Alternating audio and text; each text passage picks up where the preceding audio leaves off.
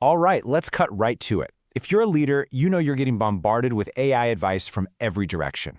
But here's the problem. Most of it, it's a trap. It's actually designed to hurt your business, not help it. So today we're going to build an AI strategy that actually works.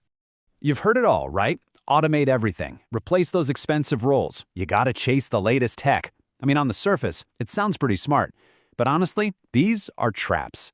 They're traps that can set your business back years.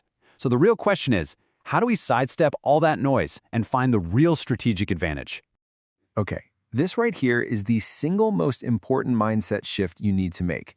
The goal isn't subtraction, it's multiplication. We're not trying to get rid of our talented people, come on. We're trying to give them superpowers, to make them like 10 times more effective at what they already do best. And that brings us to this central idea, this metaphor of the co-pilot. See, AI isn't the pilot. You are. Your team is. Just think of AI as this incredibly powerful assistant sitting right there in the next seat. It's handling all the complex calculations, the boring, repetitive tasks, and that frees you, the pilot, up to focus on the big picture, the vision, the strategy, and the human side of the whole mission. Okay, that leads us right into the first trap. And honestly, this is probably the most dangerous one leaders are falling into right now. And it's all about fundamentally misunderstanding where the real value in their business even comes from. Oh, I'm sure you've heard this one. And look, I get it. It's a tempting little fantasy, especially if you're in a pure cost-cutting mindset, right? Let's get rid of salaries, benefits, all the messy complexities of managing actual people. The problem is, that advice completely, totally misses the entire point of what a business even is. So you've got two ways of looking at this. On one side, you have that replacement mindset. It just sees people as costs on a spreadsheet, things to be eliminated. But here's what it forgets. An AI can't build a real relationship. It can't walk into a sales meeting and feel the energy in the room, and it definitely can't have that flash of genius intuition that's inspired by something from a completely different industry.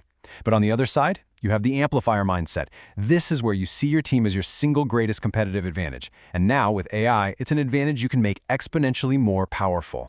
So the crucial thing here is to operate from a totally different set of principles. You have to remember, business is always human to human. You need to treat your customer conversations like you're mining for gold, because that's exactly what you're doing.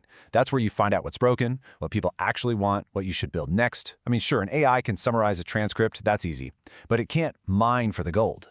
Only a human can do that. All right, let's talk about this second trap. And this one, wow, this is a big one. I see founders waste months, sometimes even years, on this. It's that irresistible urge to slap some futuristic technology onto yesterday's broken systems. You know, that siren song of total automation. It's powerful, isn't it? Just imagine, a business that completely runs itself. But look, jumping straight to automation without first fixing the underlying process, that is a recipe for absolute disaster. I mean, just think about the risk for a second. If your sales process is kind of broken and you automate it, all you're doing is failing to make sales, but at lightning speed. You're not creating efficiency, you're just scaling dysfunction. You are literally cementing your mistakes into code. So the much better approach is methodical. Step 1, fix your process manually. Yes, with actual people. Think about how Elon Musk had to add humans back to the Model 3 production line just to figure things out. Okay, so step 2, once you know what actually works, then you can identify the biggest bottlenecks. And only then, as the final step, do you bring in AI to automate and scale the thing you've already proven works. And that brings us perfectly to our final strategic pitfall. This is the one where we get so mesmerized by all the shiny new tools that we completely forget about the problems we were supposed to be solving in the first place. I mean, think about it. It used to be that AI models would change every few months. Then it was every month. Now, gosh, it feels like it's every single day. So what do you think happens if your entire strategy is tied to today's hot new tool? Well, it becomes irrelevant tomorrow. See, a tech-first approach leads to what I call productive procrastination. You feel really busy, right? You're learning all these new tools, you're tinkering, but you're not actually moving the needle on the business. A problem-first approach, on the other hand, the kind inspired by leaders like Jeff Bezos, focuses on what doesn't change. Your customers will always want things faster, better, and more personalized. You need to solve for those timeless pains.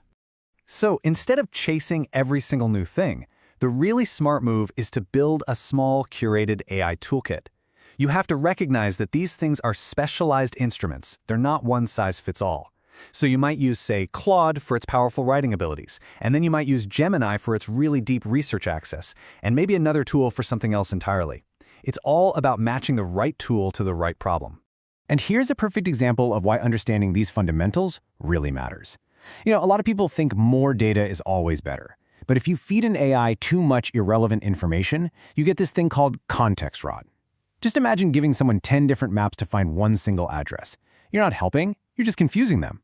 The real skill is in providing concise, clean, relevant context to get the right answer.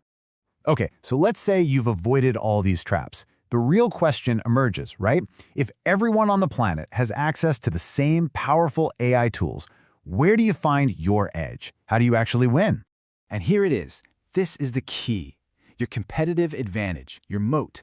It's not the AI itself. It's the unique combination of AI plus your business knowledge, plus your proven processes, and plus your team's expertise and relationships.